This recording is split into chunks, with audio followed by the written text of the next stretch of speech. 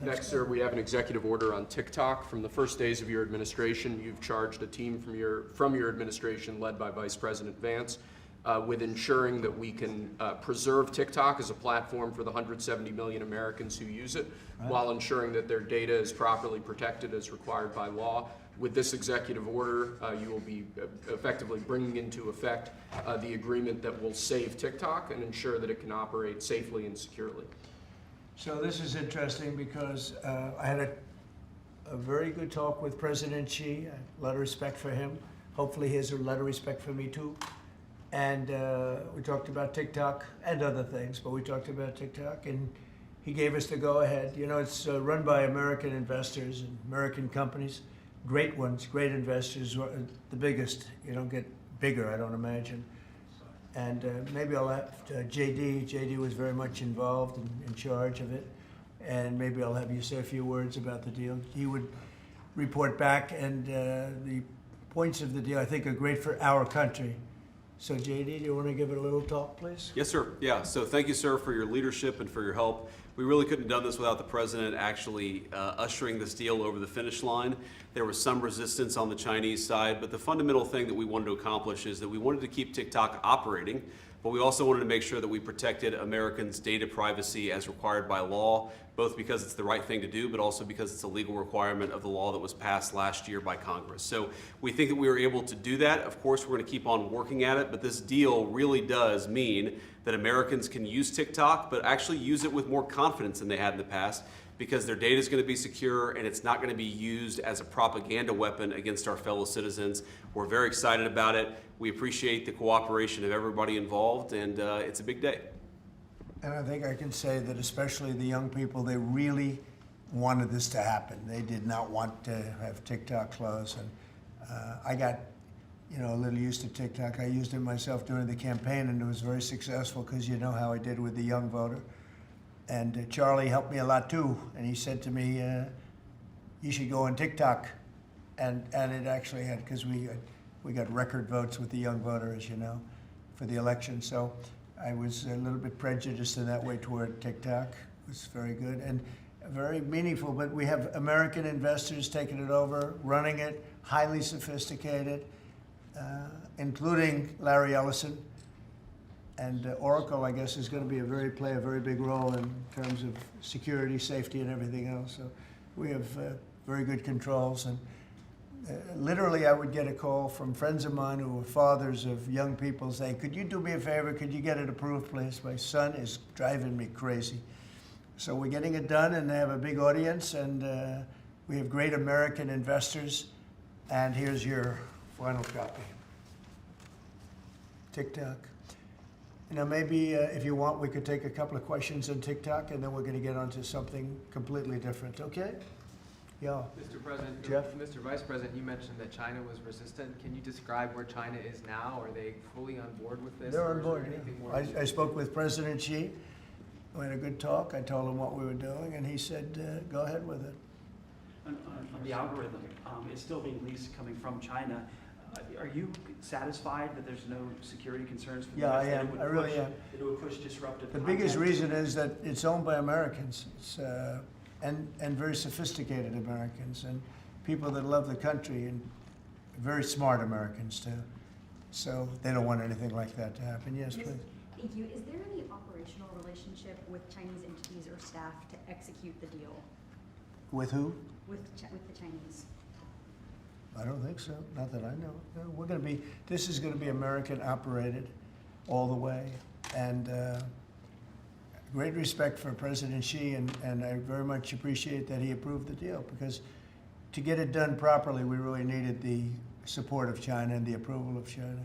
Yes, ma'am. Mr. President, now that Americans will have operational control, do you want to see the algorithm suggest more MAGA-related content prioritized? I always like MAGA-related. If I could, I'd make it 100% MAGA-related. It's actually a good question, but I would, yeah, if I could make it 100% MAGA, I would, but it's not going to work out that way, unfortunately. No, everyone's going to be treated fairly. Every group, every philosophy, every policy will be treated very fairly. Thank you. Mr. President, do you know the valuation? You know, the American company is going to be valued in the billions? Well, they valued it very highly. They're paying a big number. Do you want to talk, Scott? Do you want to say something about value? Well, I'll let the Vice Okay, President, and then JD? I can follow And up. you'll say something. Sure. Well, first of all, I would say all credit goes to the Secretary of the Treasury. Couldn't have got it done without Scott. Also couldn't have got it done without Sean Cooksey on my team, so thanks to them. The company will be valued around $14 billion. We actually think this is a good deal for investors, but ultimately the investors are going to make the determination about what they want to invest in and what they think is a proper value. The most important thing is that it does protect Americans' data security. It ensures TikTok is still accessible. And on this question of the algorithm, which we've heard this a lot, what this deal ensures is that the American entity and the American investors will actually control the algorithm. We don't want this used as a propaganda tool by any foreign government. We want to make sure that our people and our investors actually make these decisions based on what's good for their business as opposed to what's good for another government's propaganda arm. So that's what we've done with this deal. I think it's very good for the American people. And as the President said, young people love this. We actually want everybody to access this, whether they're MAGA or not. We just want it to be fair. We want it to be fair to everybody, and we think that's what's going to happen with this new arrangement. Will the U.S. government, And just to follow up on the Vice President, there were two pieces to the transaction. The Vice President's office has worked since the spring for the commercial transaction between the investor groups, and then Treasury and a group including the Vice President's office were in Madrid 2 weeks ago to negotiate with the Chinese, and it was a result of President Trump's close relationship with Party Chair Xi that we were able to get this across the line. We created a framework for Party Chair Xi to agree, and then on the leaders' call, Xi and President Trump discussed the final arrangement. So it was 1-2.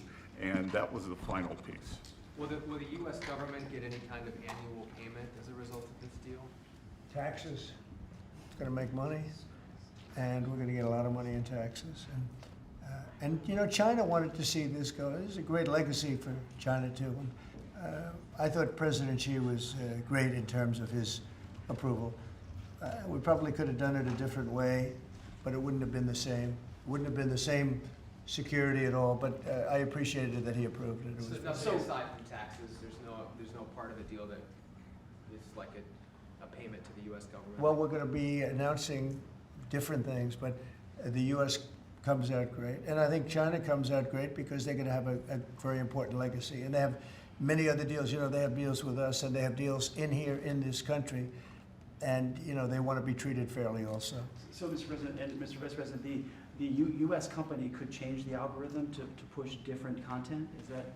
The U.S. company will have control over how the algorithm pushes content to users, and that was a very important part of it. We thought it was necessary for the national security element of the law. We also just think it's important to protect American users. Again, we want users to use this platform the way they want to. We want the business to make decisions about content based on the interests of the business and based on the interests of the users, and that's what we think will happen with this new arrangement.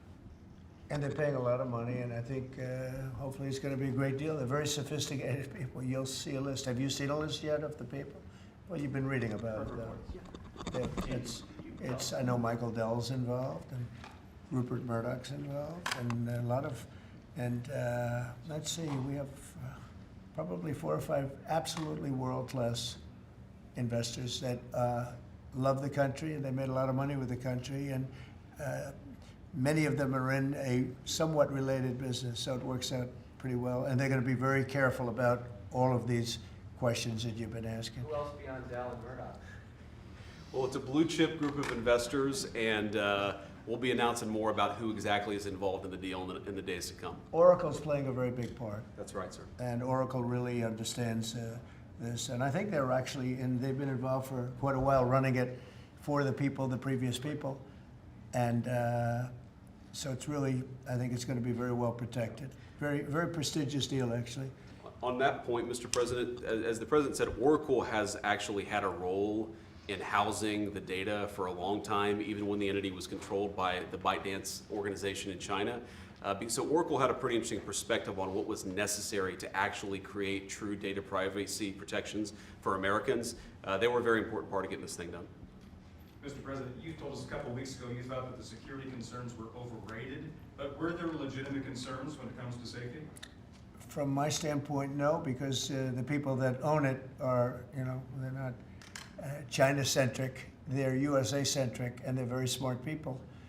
I guess you could say it about everything. Everything is what's secure nowadays.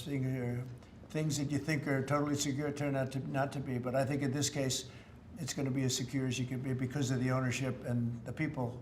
And they have a big investment. It's to their advantage to make sure it's good and safe. Yeah. Anybody else? Do you have a question? No, behind you.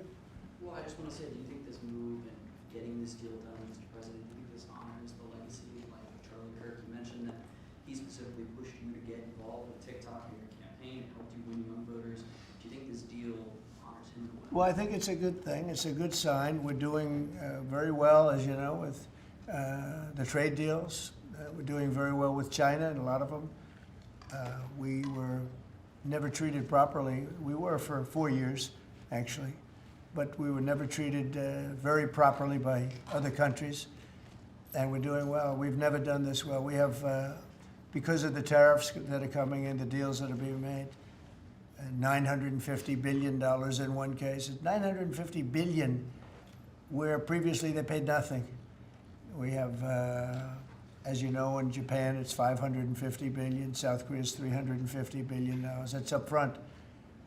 And one of the things I can say, I announced it lightly before, but we're taking in tremendous amounts of money with tariffs. We've never seen anything like it. No country's ever seen anything like it. I'm going to devote a little bit of that money, a little bit of the tariff money to our farmers. Our farmers have been incredible. They're the ones that let us survive and eat and enjoy our lives, right? Eat too much, maybe in some cases, like mine. But I will tell you, we're going to take some of the tariff money, relatively small amount, but a lot for the farmers. And we're going to help the farmers out a little bit because during this transition period, a period where we're taking in incredible amounts of money, we'll have a little bit of a shortfall with the farmers until the tariffs kick in, because they haven't kicked in for the farmers yet.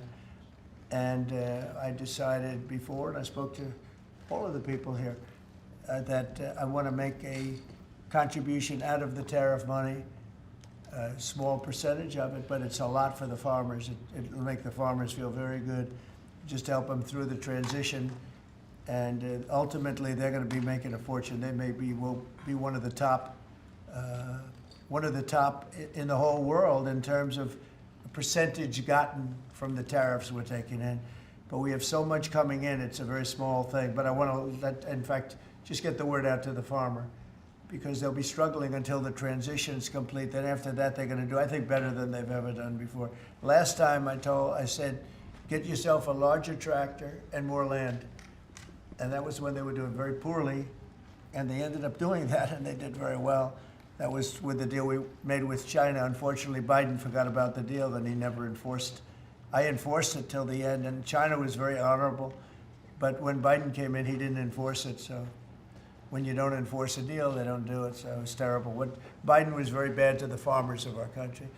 So we're going to be doing that. It's an honor to do it, too. Brian, did you have a question? Yeah, I was just going to say, what's your message to the millions of small businesses here in the U.S. that really rely on TikTok to reach their end user and to market their service and their products? Well, thank you for that question, because honestly, we were getting hit up. They use it for virtual advertising, and they pay very little for it and nothing for it.